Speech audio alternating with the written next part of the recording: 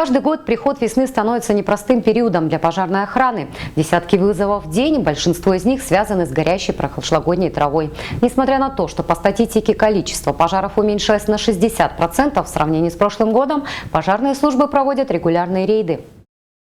Чем обусловлено, снижение пожаров по текущему году? Это следствие затяжной весны, которая довольно-таки длительный период времени у нас занимает в этом году.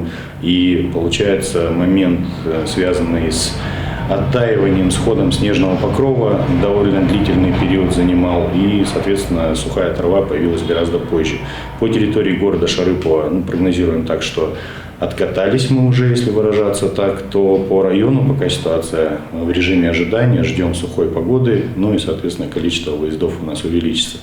По текущему году самый пиковый день был 11 мая, совершено было 27 выездов пожарными подразделениями, из них в результате 11 мая было зарегистрировано 9 пожаров. Практически все травяные палы происходят по вине человека. Иногда выжигание сухой травы делается умышленно, так как существует миф о том, что этот процесс ускорит рост молодой травы. Однако прошлогодняя трава не является преградой для новой поросли. А контролировать такой пал практически невозможно. Также сухая трава может загореться от брошенного окурка или непотушенного костра.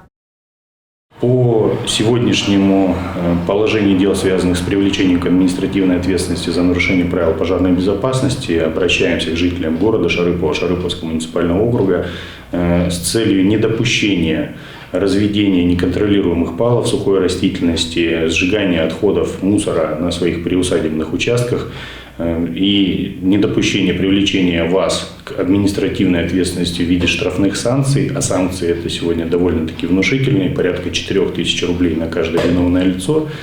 В ходе рейдов выявляются данные нарушители и составляются административные материалы.